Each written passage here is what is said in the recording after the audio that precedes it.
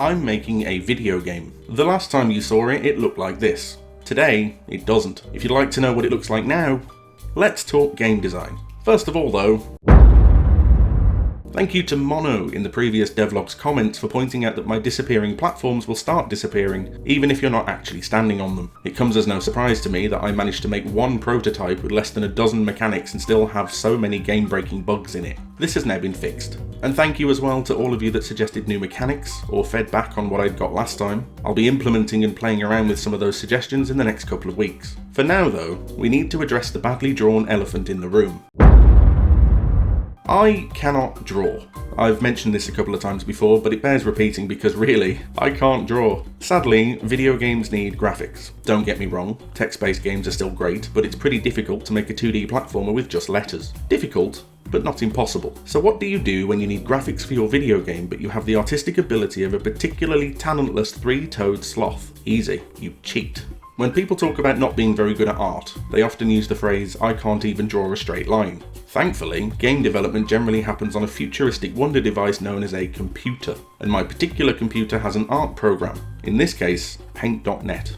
I don't know why I use Paint.net, I just always have. There might be better programs, but you have to understand I make games in ClickTeam Fusion 2.5, so I'm clearly not interested in using better, more up-to-date software. Paint.net, like most art programs, has a line tool. So when I'm struggling to draw a straight line, I just hold Shift, click and drag, and the program does it all for me. Marvellous. It has a few more of these, including what we'll mostly be using today, rectangles. Do not underestimate the power of the rectangle. This is 2012's Thomas Was Alone by Mike Bithell. It's literally a game about rectangles having personal problems, and I highly recommend it. The game's overall lasting quality is thanks to a combination of things. It has clever puzzle platforming, good writing, and professional narration, which means the graphics aren't really the key selling point. However, despite having all of those attributes, it still wouldn't have been as successful if it didn't at least look striking, polished, and in some fashion appealing. And again, it's about rectangles. I can draw a rectangle. There, I just did it. Thomas Was Alone's visual presentation uses a key technique to make the rectangles look good.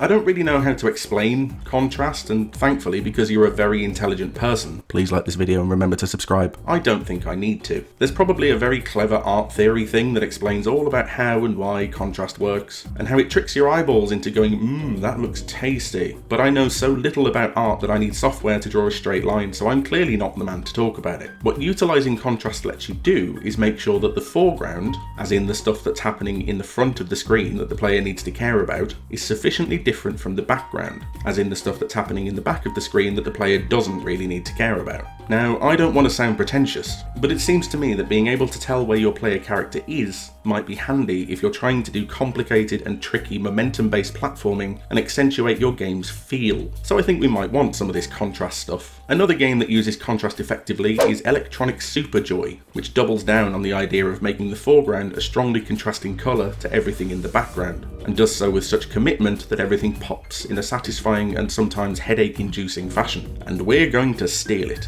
Here's where we're starting, a complete redraw of absolutely everything other than the bits I haven't done yet, all placed in a test level that I've set up just for sorting out the game's aesthetic. Oh, and we're in 1080p now. The last version you saw was running at 1280 by 720, but I experimented with bumping the resolution up, and I loved the extra screen real estate so much that I had to keep it. Scaling down for resolutions smaller than 1080p might cause issues when I come to do runtime options, but that's a problem for future Zane. So, we've got our new spring, which now actually moves when you bounce on it for some added juiciness. We've got a vertical moving platform which, if you look really closely, you'll notice has arrows that shift direction along with the way you're moving. And with this, by the way, we've got a dotted line that shows the start and end points of the platform's path. A lot of 2D platformers don't do this, and I'll be honest, I don't know why. Unless your platform is moving between two clearly solid elements like over a pit in the floor, or operates on some kind of visible grid system, it's unfair to ask your player to judge a jump either from or to a moving platform when they can't accurately tell where it's going to be. Teachable moment. Treat your player fairly by clearly marking the limitations of a level's mechanics and obstacles. Good games have done this for years, and when you're being fair to the player, you can afford to make the game as hard as you want and they won't feel cheated. I will at some point do an entire video on player fairness and designing difficulty, probably when I get to the level design stage. Anyway,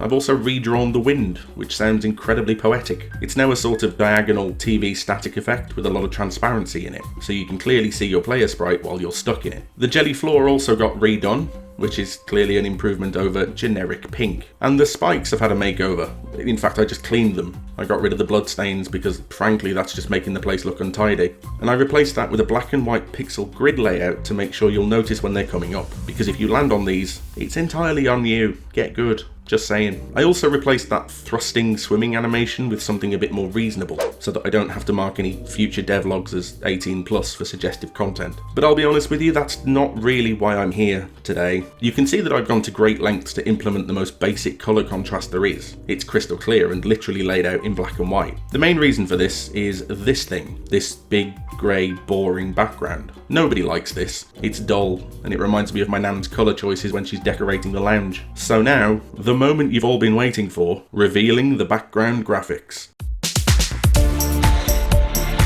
Oh yeah, drink it in. We've got 5 background layers with parallax scrolling, we've got lighting effects, we've got subtle rotation to create interest without being distracting, and we've got a hell of a lot of rectangles. You'll notice that the background layers get progressively lighter as they get further away. Real life does that too. I learned this from watching Bob Ross, and I highly recommend watching Bob Ross. Not for any particular game design reason, he's just relaxing and wholesome. Now obviously this isn't perfect, and I imagine I'll probably tweak and play with it over the coming weeks and months. But it's something that I think fits the criteria for a good background. It's striking, it's polished, it provides sufficient contrast to the foreground so it won't get in the way of your gameplay focus, and I think it's quite appealing, as long as you like red. We've also got a little trail that comes out of the player now, and marks the path that you've taken through the level. Now I like this because it adds almost 0 extra resources, and it gives the player visible feedback and a physical indicator of their progression. It's as if they're contributing to the contents of the level just by playing it, which is a very satisfying feeling that I find difficult to describe. That's also red, so I hope you like red. Now, stay with me on this, I need to run you through a quick hypothetical thought experiment. Imagine that you are the actor Jason David Frank, better known as having played Tommy Oliver in the Power Rangers franchise. And imagine that you, Jason David Frank, have been pulled into a time-travelling wormhole from the year 1993, before you went on to play any roles as either the White or Red Rangers. What if you, Jason David Frank from 1993, are currently the Green Ranger, and you feel underrepresented in the 2D platformers of the year 2020 that you've somehow found yourself in? Well, don't worry, Jason David Frank from 1993. I've got you covered. In all seriousness, one key thing about making this game is that I need to be lazy about it. I want this game to be finished and released in a reasonable time frame. The end goal is just to get a game out on Steam that I can be kind of proud of. If that means shifting the hue of the background colours to quickly and lazily create a bit of variety, then that is absolutely fine. In fact, we've got all sorts of colours. You like purple? We can do purple. Here's some purple for you. You are welcome. Blue?